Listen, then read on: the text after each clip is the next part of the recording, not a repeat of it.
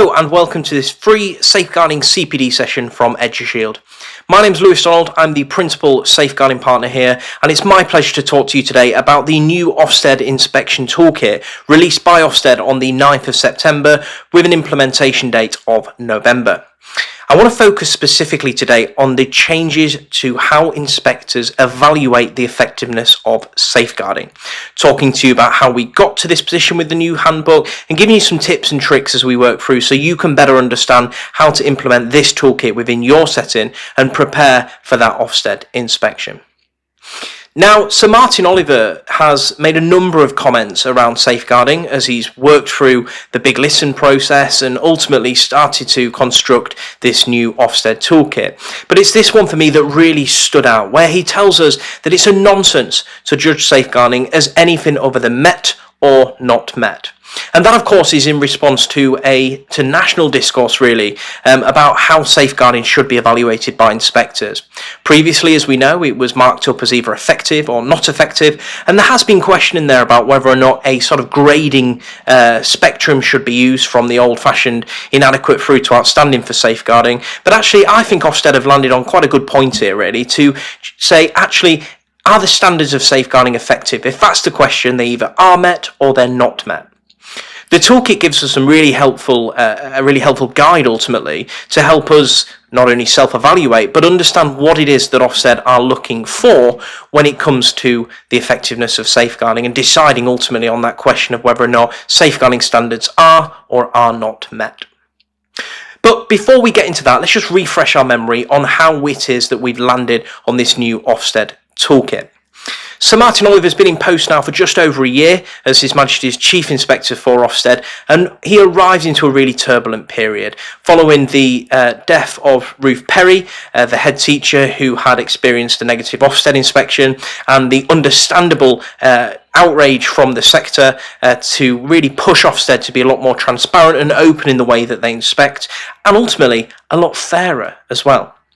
So one of the first things that Sir Martin did was to launch Ofsted's Big Listen. It was the biggest consultation process Ofsted had ever been through. They'd spoken to almost 20,000 stakeholders to get a real feel for how Ofsted are currently inspecting, what people's views are on that, and to see what people wanted from Ofsted, how Ofsted could get to a point where ultimately there was confidence in the decisions that they were reaching and the evaluations that they were making.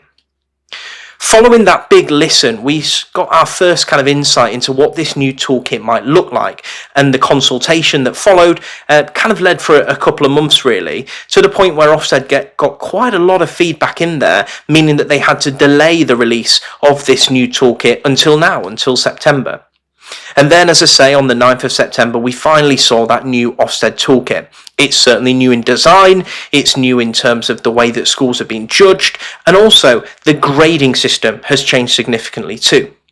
Gone are the old-fashioned inadequate, requires improvement, good and outstanding, and we've shifted instead to this model here, where schools are graded on a scale from urgent improvement all the way through to exceptional. Ofsted say exceptional is a new grade, which ultimately is where inspectors are finding really, well, in old money, outstanding practice that's worthy of sharing across the sector. Urgent improvement is very much the old-fashioned category of concern, your serious weaknesses and your special measures. So we know that where schools are being judged in that urgent improvement category, that they're likely to receive additional monitoring and intervention from regulatory bodies. But we also know that safeguarding doesn't get its own judgment area here. Ultimately, it's still mirroring that the old framework in terms of reaching a solid judgment of yes or no, met or not met. And that is the start of some of the key changes that we're seeing across this toolkit. We've touched already on how the wording for the safeguarding judgment's been met, but also what we're seeing as well is that leadership is now being linked explicitly to safeguarding culture. There's a real emphasis in this toolkit to ensure that leaders understand that safeguarding is about culture and not about compliance. And I massively agree with that. I think we see across the sector that schools, broadly speaking, are compliant when it comes to the safeguarding standards required of them. What we're seeing less of, though, is that culture of safeguarding. There is, of course, a broader question about what even is a culture of safeguarding. But Ofsted is saying that that's where all pupils feel safe. There is a tangible feel around the school that safeguarding is the ultimate priority. Leaders recognise the need to give training, to develop a sense of continuous professional development amongst the school community, where leaders and staff feel that they are the safeguarding officers within that school. They understand the role that they play and they play it effectively, keeping children safe, not only in the school, but playing a part in safeguarding within contextual settings, like the community and online as well. There's also going to be a greater scrutiny on children that are missing in education, online safety, and alternative provision. And rightly so. We know that we send our most vulnerable children to alternative provision. We also know that historically Ofsted inspectors have been, I think it's fair to say, a little inconsistent with how they approach the topic of alternative provision with schools. This toolkit lays out really clearly what the standards are around alternative provision. It complements the new guidance on using registered and unregistered alternative provision settings, and it makes clear that schools must adopt a culture where safeguarding of those children remains their responsibility. Where inspectors see that there is this approach of out of sight, out of mind, they're likely to judge that school to have not met the safeguarding standards. We'll touch in more detail on children missing in education, online safety and alternative provision in a little moment. But what I wanted to do before that was just talk to you about the four kind of key headlines really in how Ofsted will be evaluating the effectiveness of safeguarding on inspection. They're going to be looking to see, as I mentioned a moment ago, that the school has an open safeguarding culture, one in which children feel safe and staff understand their duties, their roles, their responsibilities, and act on concerns in a timely manner, and where they do act on those concerns, the reporting, the chain of response is effective. They're going to want to see that staff are trained and empowered. They want to see that staff recognise their role as a safeguarding officer, not just a reporter. They're going to want to see staff receiving regular updates around safeguarding, and not just general thematic information about whatever it is that somebody's found on the internet, but actually they're going to want to see that leaders and staff understand the risks that children who attend their school face within the community and online in their specific context, and that staff are taught and delivered valuable continuous professional development around those key areas, ultimately increasing their layer of vigilance around children in their care. Ofsted are expecting to see how leaders use the intelligence gained through pupil and parent voice to further develop their safeguarding systems and frameworks across the school. They will want to see, for example, how do you work with your student body to understand the harms that they face? How well are you engaging with parents to ensure that key messages around, for example, online safety are being shared with them so that parents can play a role as part of that extended support network around the child and ultimately be that safeguarding guardian in that home setting as well. In light of the changes to working together to safeguard children, inspectors are going to be looking closely at how well leaders engage with multi-agency partners to contribute to social care assessments, social care meetings, and the broader multi-agency picture. How good are schools at sharing effective information in a timely manner? And where schools do share information, maybe in the form of a referral, are schools utilising the escalation procedure properly to get the best possible outcomes for the children and young people in their care?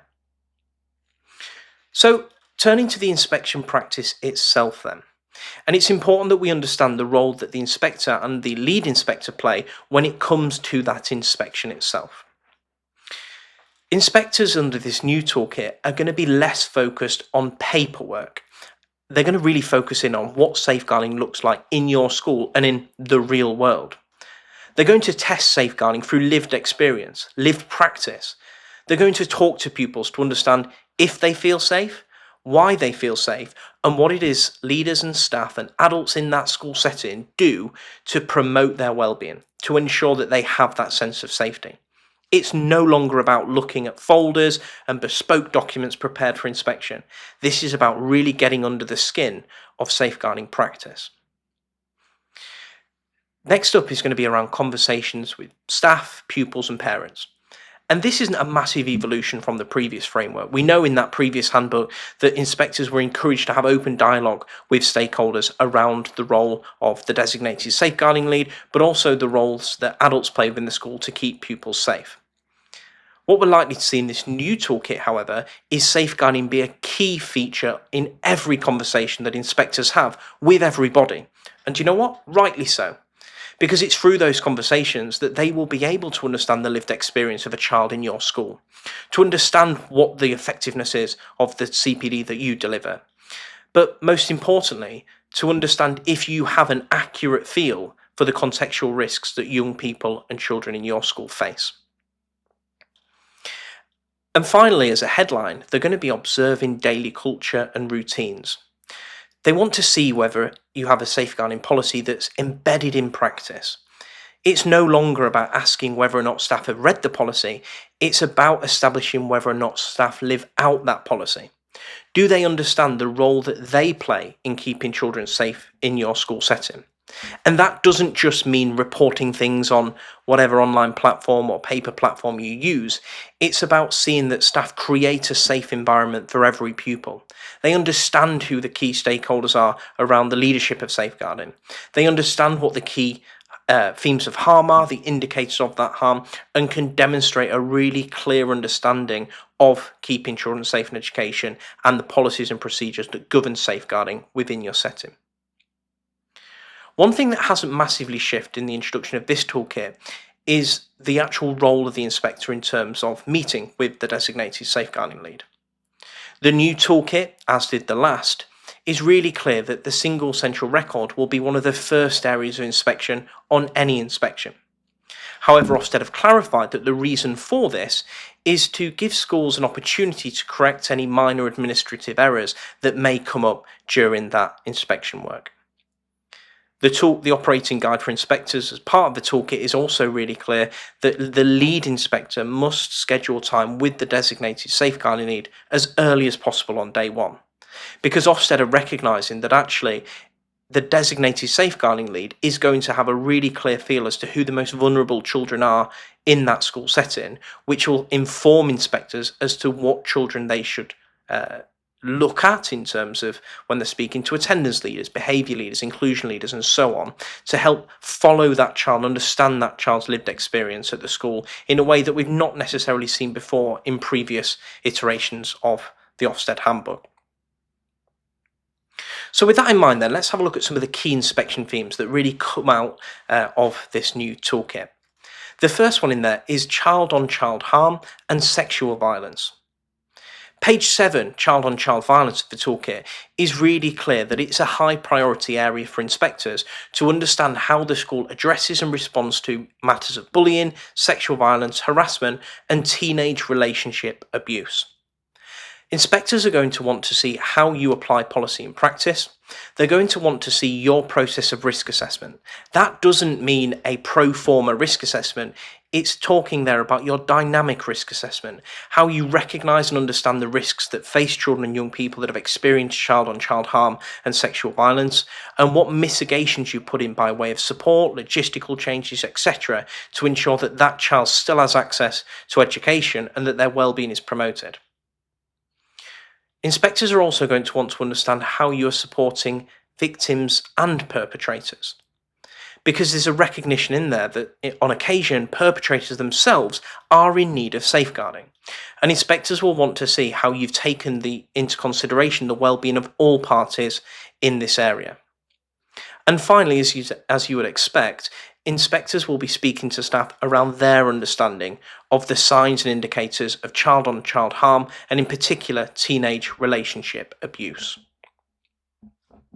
Turning next to safe recruitment and allegation management, the toolkit's had a slight kind of rewording of the lines it takes around safe recruitment, but broadly speaking, nothing has changed. But that, without going off on a tangent, is because broadly nothing has changed in safer recruitment for a very, very long time. Schools are expected to maintain a single central record of pre-employment checks, the single central register. Inspectors will want to see that single central register and see that leaders recognise the role they play in vetting staff, making sure that the right checks have been done for the right people. Checking that ultimately you can be assured that that single central record offers you the confidence that the adults in your building are safe to be there. By extension, though, there's going to be a greater focus on allegation management.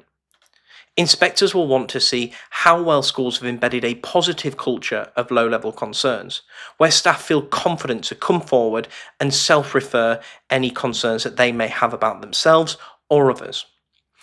And where those concerns come through to leaders, inspectors will want to see how well leaders respond to those concerns and allegations, what steps they proactively take to engage with multi-agency partners to make sure that where concerns have been raised, they've been acted on appropriately, and the necessary referrals have been made in a timely way.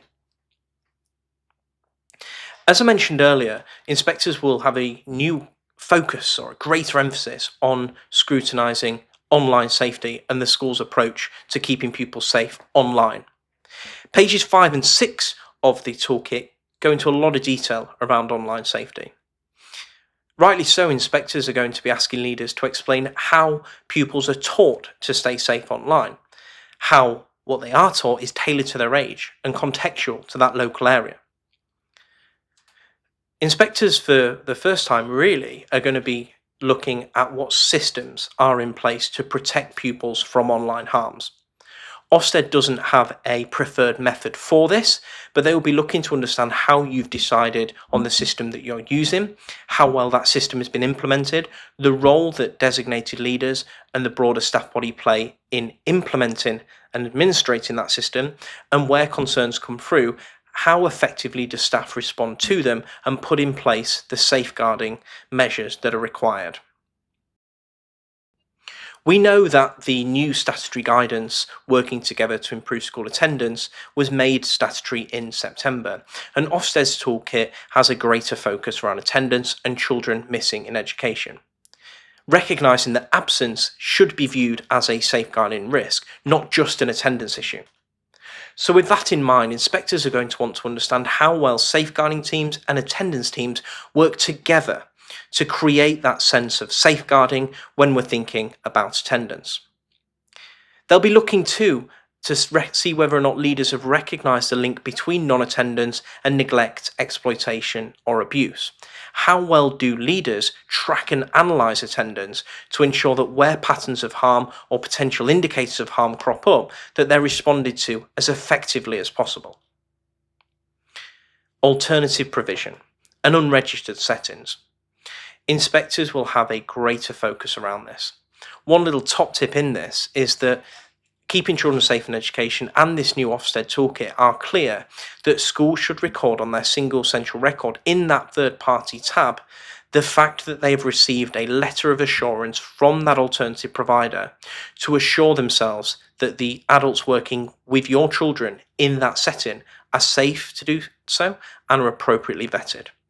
This is particularly important around unregistered settings, where they don't have as readily available access to the same platforms for doing those vetting checks as registered schools and alternative provisions do. As a top tip, you might want to speak to the unregistered providers you use, understand how they conduct their checks, and where you don't have confidence in them, speak with your local authority and use your own internal systems, particularly if you're a multi-academy trust, to support them in getting the right checks for those children.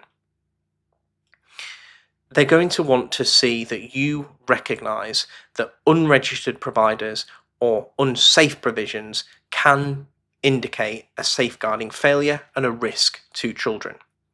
So where you utilise unregistered providers, it must be in line with the alternative provision guidance on the use of those settings. You can find a link here.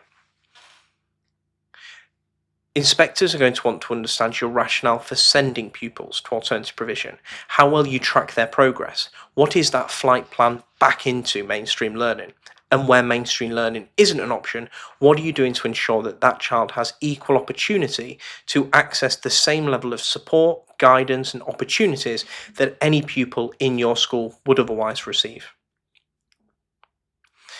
In terms of multi-agency working and the role of the DSL, inspectors will want to see evidence of effective engagement with safeguarding partners.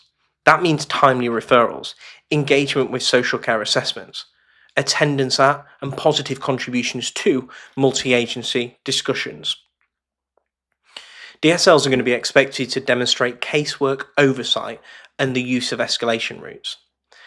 This helps inspectors understand not only the DSL's grasp on local policies and processes, but also it demonstrates that culture of pushing for the best possible outcomes for the children and young people.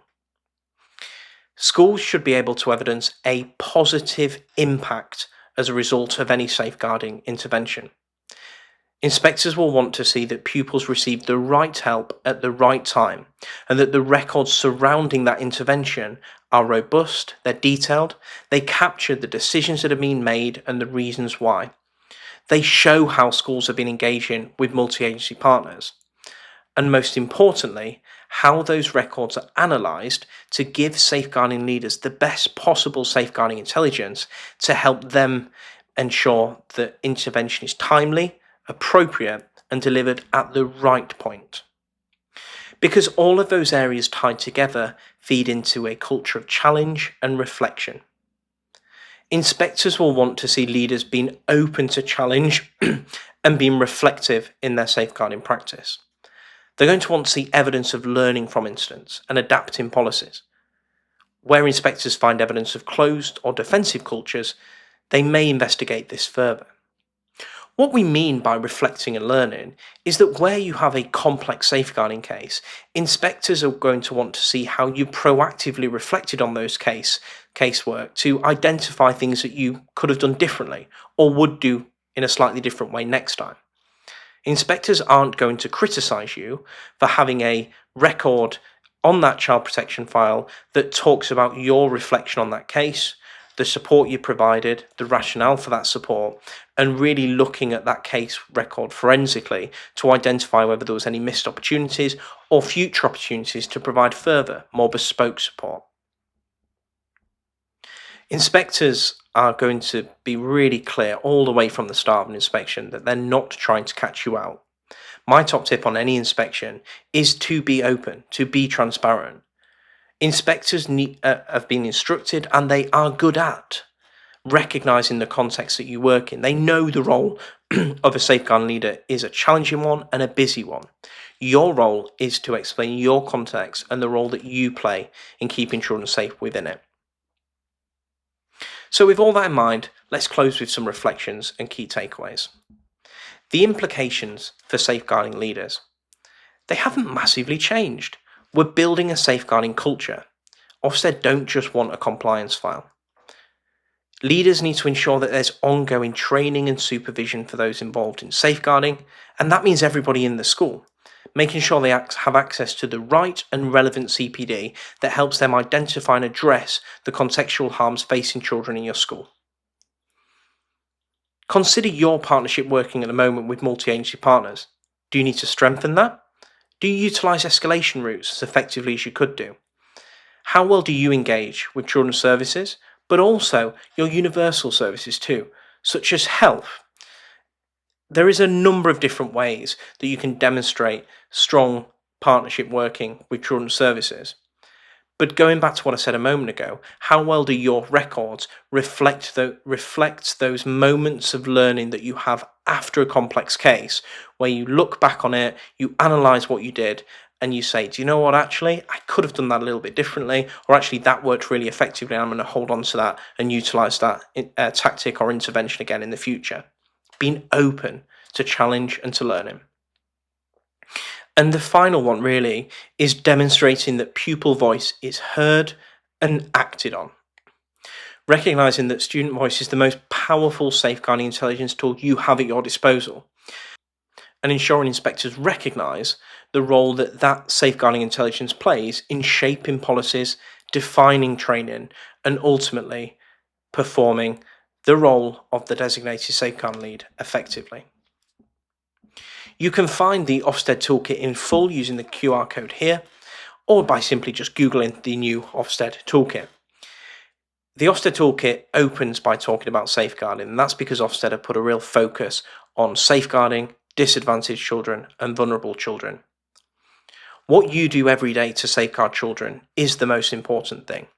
Ofsted are here to make a judgment of that and ultimately to support you in your own development journey there. We don't do things for Ofsted. We do things to make sure that children, and particularly the children in your care, are as safe as they possibly can be. I hope you found that short, bite-sized CPD session on the new Ofsted toolkit with a particular focus on safeguarding to be useful. My name's Lewis Donald. I'm the Principal Safeguarding Partner at EduShield. EduShield is a safeguarding and major incident partnership for school leaders, staff, and other community stakeholders.